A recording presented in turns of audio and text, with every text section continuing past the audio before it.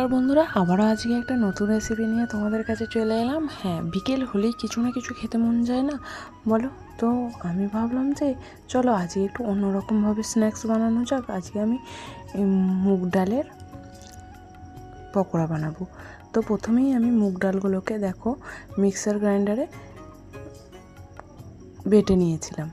তো এটা আমি মুগ ডালটা আমি আগের দিন রাত থেকে ভিজিয়ে রেখেছিলাম। তারপরে এই দেখো এইদিকে একটু আদা কুচি, লঙ্কা কুচি, ধনেপাতা কুচি, পেঁয়াজ কুচি নিয়ে নিয়েছিলাম। তারপরে মুগ ডালটা একটুখানি ব্যাটারটা একটু পাতলা হয়ে গিয়েছিলো, তো যেহেতু ভিজানো ছিল সেই জন্য, তো তার জন্য আমি একটু বেসন দিয়ে দিলাম আর একটু কালো জিরে আর সামান্য পরিমাণে সোডা দিয়ে দিয়েছিলাম আর সামান্য পরিমাণ নুন দিয়ে দিয়েছিলাম। তারপরে একটু জোয়ানও দিয়ে দিয়েছিলাম স্বাদের জন্য। তারপর দেখো আমি গুঁড়ো মশলাগুলো দিয়ে দিলাম, জিরে গুঁড়ো, ধনে গুঁড়ো, হলুদ গুঁড়ো আর ম্যাগি মশলা দিয়েছিলাম যাতে স্বাদটা একটু বেড়ে যায়।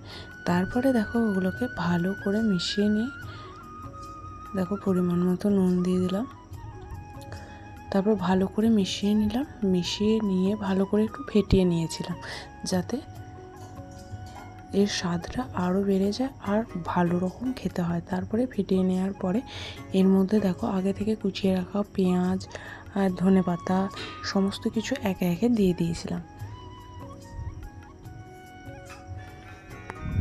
আদা কুচিটা দিয়েছিলাম কেন কি যাতে একটু স্বাদটা ভালো লাগে, আর আদাটা একটু স্বাদের জন্যই দেওয়া হয়। আর লঙ্কা কুচি, যারা ঝাল খেতে ভালোবাসো লঙ্কা কুচি পরিমাণ মতো দেখে তোমরা লঙ্কা কুচি দেবে। তারপরে সমস্ত কিছু ভালোভাবে একসাথে মিশিয়ে নেবে। মিশিয়ে নেওয়ার পরে দেখো আমি আগে থেকে একটু তেলটা গরম করতে দিয়েছিলাম, কেন কি আগে থেকে তেলটা গরম করতে দিলে গরম তেলটা যদি এই ব্যাটারের মধ্যে একটু দেওয়া যায় না তাহলে পকোড়াগুলো ক্রিস্পি হয়।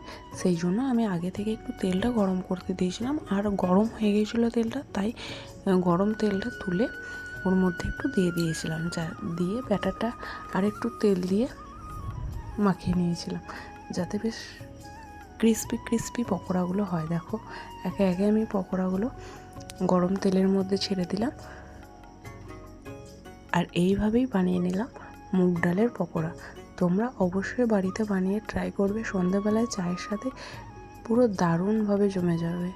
তোমরা যদি সকালেও ডালগুলো ভিজিয়ে দাও তাহলেও কিন্তু তোমাদের ভালো হবে, রাতে ভিজাতে ভুলে গেলেও কোনো অসুবিধা নেই।